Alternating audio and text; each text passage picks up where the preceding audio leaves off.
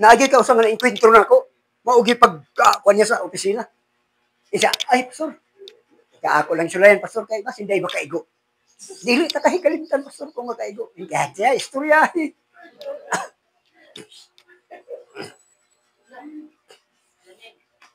So, nag-iwan na Ginoo nga, kawang lamang ang ilang pagsimba, tungod kay ilang mang ipakadoktrina, ang hinimo lamang mga tao. Ang adlaw nga Domingo, gihatag na ni Constantine the Great. Si Constantine the Great, usa ka Roman Emperor. Ug siya ang mibarog, ingon nga si Apollo, ang Dios sa Roman o Greek mythology. Ug si Constantine, sun worshipper, usa si kapagano. So, iyang pinaagi siyang pagka-emperor, gi-impluensya na ang tanan nga ang adlaw sa pagsimba, adlaw nga Domingo. So, giilisan nila. So, ato makita nga kining Domingo, iya ra ni sa tao, ug ang magsimba ani, kawang lamang ang iyang pagsimba. Ari kita sa adlaw nga gihatag sa Dios. Dili kita ining hinimo ra sa tao. Kay kining hinimo ra sa tao, nag-ingon na Biblia, nagpasidungog sila pinaagi sa ilang mga ngabil at panhalayo kanako ang ilang kasing-kasing. Tungod ana. Okay.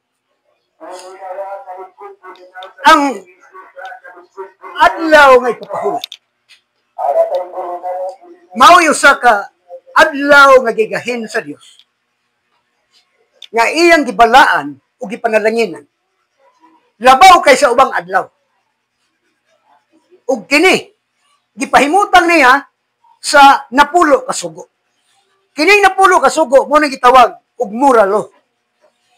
Iyang gibutang nga hinumduman mo ang adlaw ng pahulay.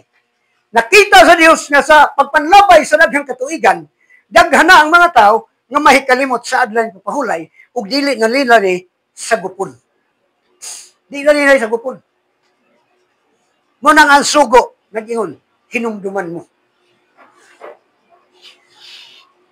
Kung tinuod ang tao nga nahigugma sa Dios, tumano niya ang mga sugo sa Dios. Ug usa na niya na ang adlaw ng pahulay. Ang pagbantay sa kasuguan, mao'y usa kakatungdanan sa tao. Busa kay katungdanan man sa tao ang pagbantay sa kasuguan, obligado siya sa pagbantay niini aron dili siya makalapas. Aron dili siya makasala. Ug kini mo sa kailhanan nga ikaw nakaila sa Dios. Pero kung ikaw mo ingon nakaila ka sa Dios, nya wa ka magbantay sa kasuguan, nag-ingon ang Biblia, siya usa ka bakakon ug ang kamatuoran wala diha kaniya. Okay, pumunta na.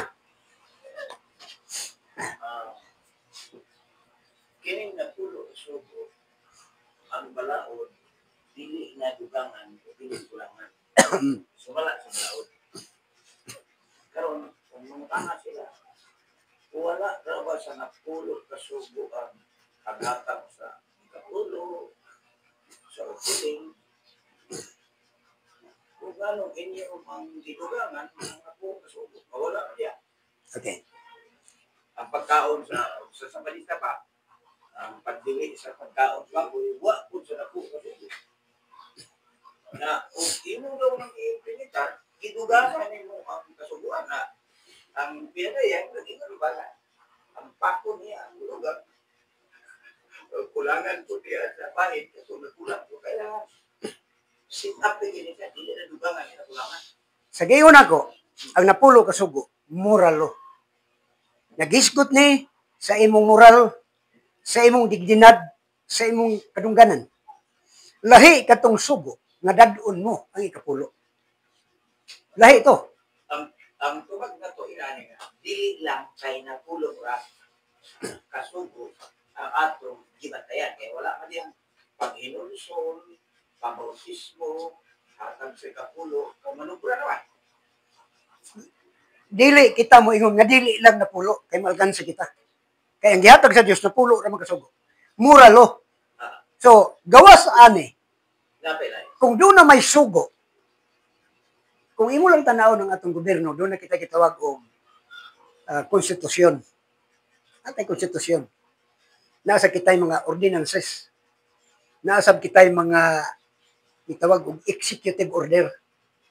Pareha na siya. So, ang Batakang Balaod konstitusyon, wala diha ang executive order.